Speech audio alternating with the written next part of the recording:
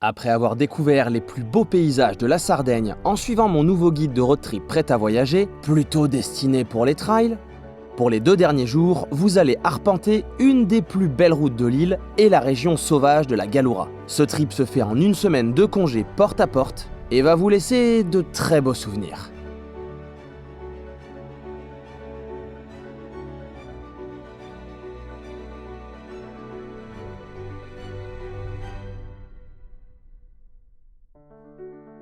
Pour cet avant-dernier jour de votre périple, bien sauvage en Sardaigne, vous vous réveillerez au bord de la mer et profitez-en bien car dans ce voyage un peu particulier, il n'est pas prévu de l'avoir souvent. En effet, vous remettrez rapidement le cap sur les reliefs pour aller explorer celle qui est surnommée la plus belle route de la Sardaigne. Quand même que vous voyez, le GPS indique 53 km tout droit. Enfin, sur la même route.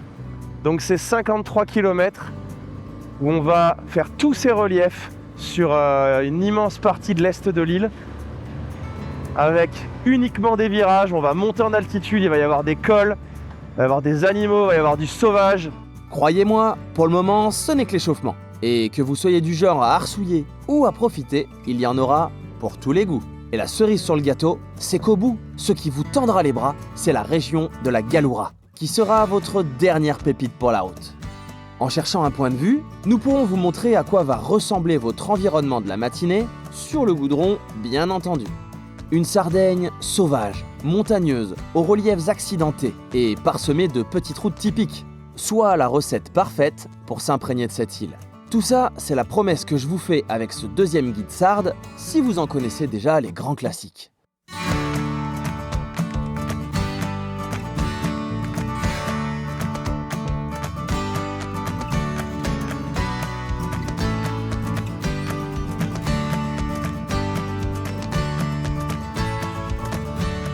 Quelles sont vos premières impressions sur cette route magnifique qui traverse un peu l'est de la Sardaigne?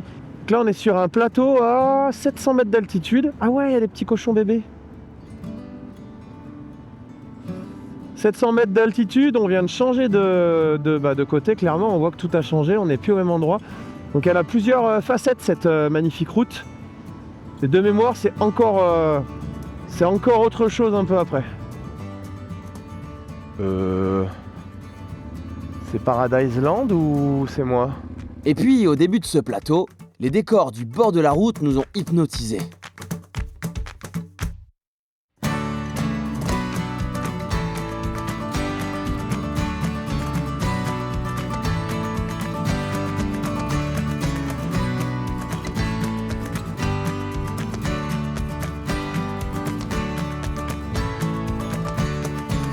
C'est New Season, New Grip.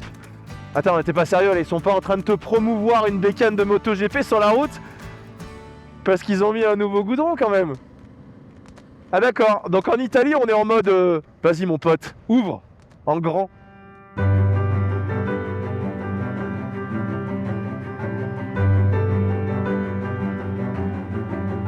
On doit être à peu près à mi-parcours de cette route. Et là, on va attaquer encore une section un peu différente. On est à 1000 mètres d'altitude, là, ça fait un petit col. Ça fait que jongler, en fait, d'un coup d'un côté, d'un coup de l'autre des reliefs. Et je crois que c'est un des meilleurs morceaux.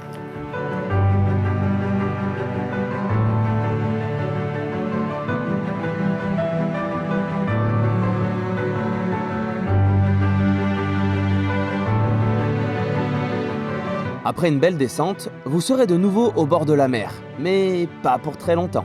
J'ai pas tout suivi. On est sur la même route qu'on nous annonçait une liaison, je pensais, pour 16 ou 17 km. Et en fait, on passe sous un pont où il y avait les grosses routes. On est toujours sur la même route et d'un coup, boum, c'est un goudron dans son jus. Et puis, on part en pleine nature.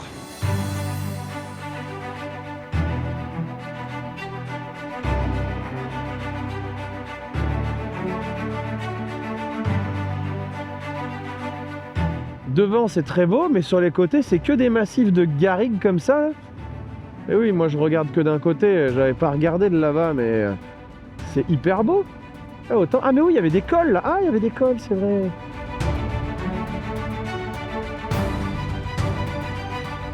Tu penses quoi du point de vue, toi? C'est pas mal. Et toi? Comment c'est? T'as pas peur de ma moto, mais quand je te parle, tu te barres. Pourtant, je me suis brossé les dents ce matin. C'est tout à fait le genre de panorama que j'aime vous proposer dans mes guides. Sauvage, calme et rien que pour vous.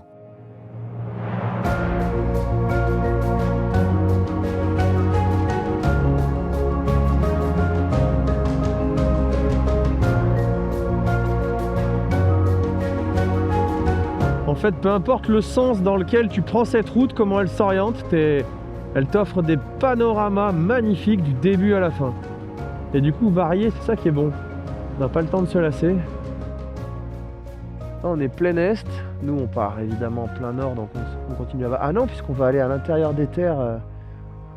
On repart pour aller faire la Galoura après-demain. Pour quitter ces reliefs et filer vers la Galoura, l'idée est toujours la même. Vous faire prendre des axes sans trafic routier, avec beaucoup de virages et au loin, une carte postale. Regarde ça. Là, tu as des paysages panorama de dingue. Là, tu tournes, tu as des paysages panorama de dingue. On est sur un petit 27 km tout droit. Enfin, tout droit, on s'est compris quoi. Donc, je pense que vraiment, là, c'est l'enchaînement ultime pour cette remontée un petit peu nord-nord-ouest de l'île.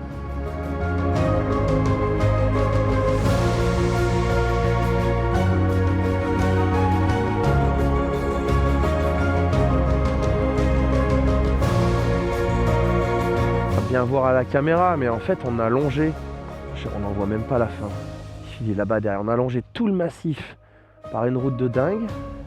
Là on a devant nous le plateau magnifique avec les animaux et tout, c'est vraiment trop beau. Dans le creux il y a le village qu'on a traversé tout à l'heure et après on a fait le tour et on vient là et on continue en pleine pampa, c'est incroyable.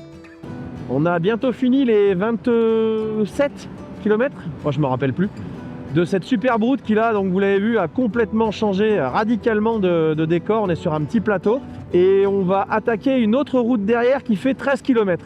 Et ensuite on va commencer à rejoindre la région de la Galoura, qui est une région magnifique nord Sardaigne.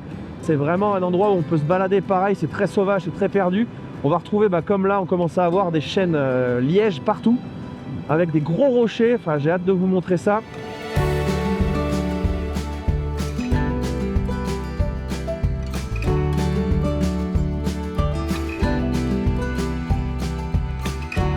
Je voudrais faire un truc important. Je voudrais te remercier. Viens là, merci pour tes services. Merci. Grâce à toi, on peut avoir des bouchons de vin sur les bouteilles. Merci.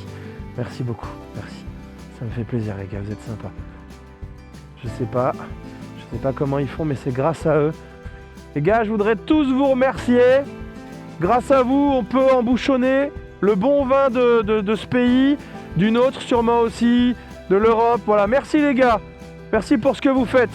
Restez comme ça, changez rien. Non mais ça paraît anodin là, nos bêtises, mais n'empêche que là, bon déjà en plus du fait qu'on est au soleil un 14 janvier seul au monde, mais effectivement c'est très bizarre de voir que tous les chênes, donc lièges, à hauteur de je dirais 1 mètre à peu près, ou peut-être 1 mètre 20 pour certains, et chouic, il n'y a plus l'écorce, donc qui sert à faire les bouchons. Mais on a des petites recherches à faire je pense, parce que l'épaisseur, comment ils font, parce que la matière elle a l'air d'être la même, pour arriver à faire le diamètre d'un bouchon de vin ou de champagne. Comment est-ce que c'est recomposé? Mais non, parce que c'est bizarre, hein.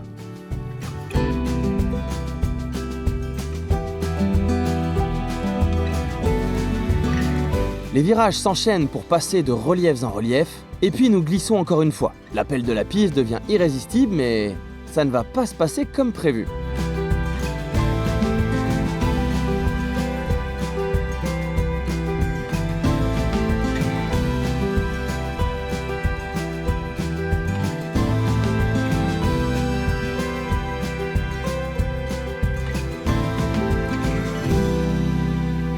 Ça veut dire quoi? Il n'y a pas de cadenas, il n'y a rien, tu vois. On va faire Google Trad quand même.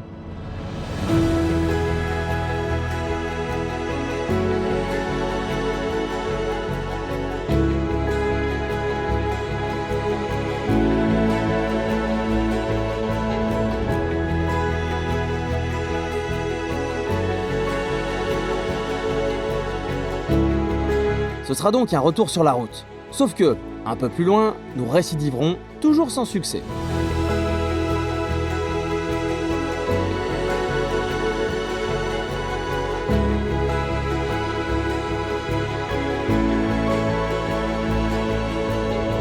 Ça vous plaît aussi ce petit côté-là comté, très verdoyant, avec les petits arbres au milieu, je trouve ça magnifique. Baigné par le soleil et puis fluo. Et pour terminer la journée en beauté, une dernière route de col, mythique ici, avec ses 25 km de virages, vous mènera sur le plateau final de la Galoura. Et puis, nous avons recraqué. L'envie d'aller tout au sommet était trop forte, et une piste légale semblait le permettre.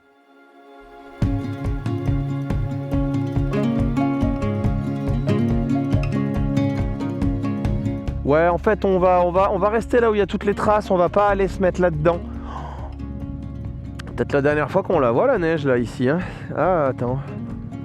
Un indique Jean-Michel point de vue numéro 2, là-haut. Alors ? La vue est belle. On est sur donc un petit délire. Hein. On a vu Parc Naturel 3 km, on a vu que même Google Maps, il l'avait celle-là, donc on l'a prise. Ah bah non, Google Maps, il avait... T'as Google Maps, il avait laquelle ? Ah, faudra que je regarde. Sur le Pierrier, je suis pas sûr qu'il m'envoie dedans. Bon là, normalement, on devrait sortir de la berge. De l'auberge.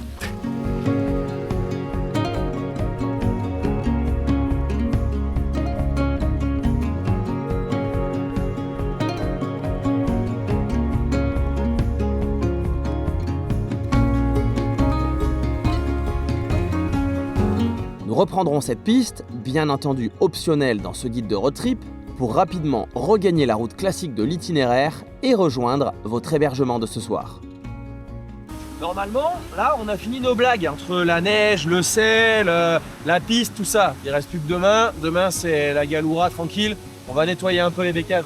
Vous n'êtes pas sans savoir que le sel, disons que nos motos n'aiment pas trop ça. Et je vais bien insister sur la bagagerie, surtout celle avec le matos électronique, histoire de continuer à tester l'étanchéité.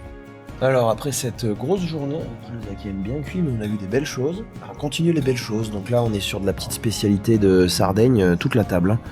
Ça c'est de Sardaigne, ça je suis persuadé que c'est... Oui, Sardinia. Ça c'est pour les images, hein. C'est pour faire joli. Ça c'est pour le plaisir. On la connaît bien celle-là, on est passé devant. Et là on a que de la charcuterie et que du fromage de Sardaigne. Le patron est français, ça c'est sympa. Je pense qu'on va se régaler là. On va envoyer un bon repas. Un gros dodo et demain, dernière journée. Il y a ceux qui aiment la culture, savoir où vont être les petits monuments, les choses comme ça, les vestiges, le passé, l'histoire. Et puis il y a ceux qui veulent savoir qu'est-ce qu'on bouffe, qu'est-ce qu'on boit, quelles sont les spécialités. Voilà. Oh, il y a de la concurrence à la maison, c'est du nougat ça. Dis donc, c'est pas bon. Hein. Ah, il y a du vin partout, il y a des petits légumes, voilà.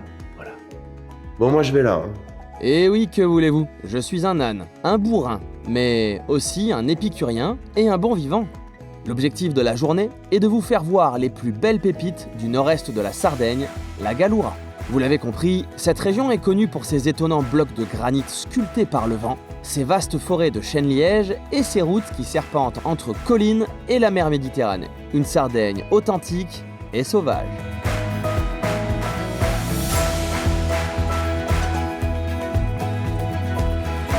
C'est un endroit qui est assez typique de la Sardaigne, un endroit où ils avaient d'ailleurs tourné ce qu'on appelle des spaghettis western. Bon, vous comprendrez que le décor se prête largement à croire qu'on est au fin fond des États-Unis ou je ne sais où. Avec ces gros blocs de granit là typiques. Et vous allez voir tout à l'heure, on va aller voir un coin encore plus spectaculaire. Parce qu'aujourd'hui, là, il y a vraiment une grosse journée à passer en faisant toute une boucle. Et puis en retournant au ferry, parce que c'est votre dernière journée de vacances, et oui.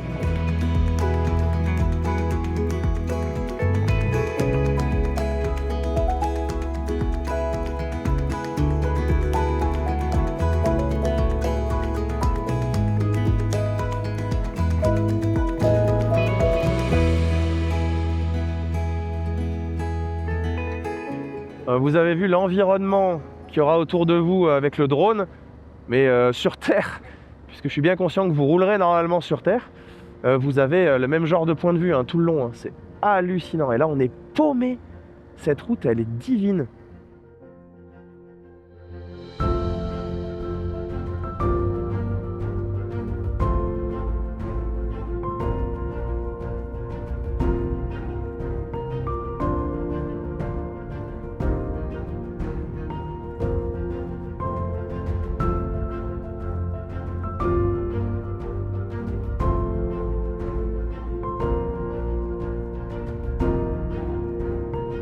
Pour aller chercher son côté encore plus sauvage, nous emprunterons une dernière piste, toujours en option, pour couper en pleine nature, quand la route, elle, serpentera un peu plus loin.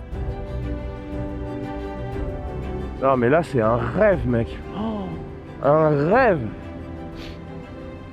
Je pense qu'on est sur une matinée parfaite là. On a le gros soleil qui brille et on est, depuis tout à l'heure, que ce soit route ou piste gentille, on est en plein milieu de cette galoura, mais typique quoi, c'est magnifique. On a du relief à 360 degrés autour de nous. C'est incroyable.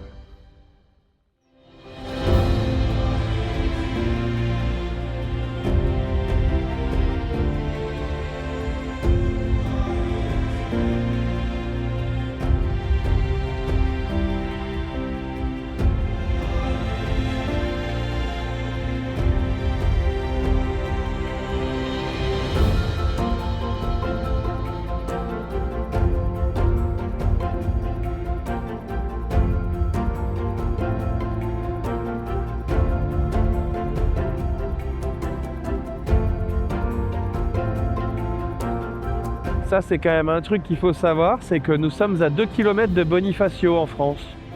Donc la Corse. Bon là, on va aller lui faire un coucou, vous allez voir. C'est pas incroyable quand même de se dire que là, il y en a plein qui le font. Hein. Tu prends un ferry, Bonifacio, Santa Teresa di Gallura, aller-retour. Tu peux te faire et la Corse et la Sardaigne. 2 semaines de congé bien tassées. On peut enchaîner, mais 2 guides. Enfin, maintenant, il y en aura 2 de chaque, donc ça fait du choix. Hein.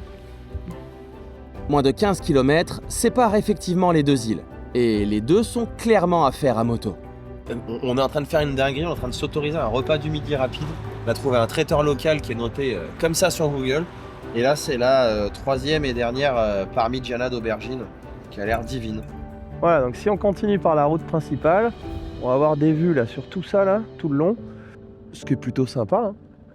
Mais pour ce second guide, plus sauvage, vous partirez sur les petites routes de l'intérieur des terres pour aller voir un dernier point de vue ici.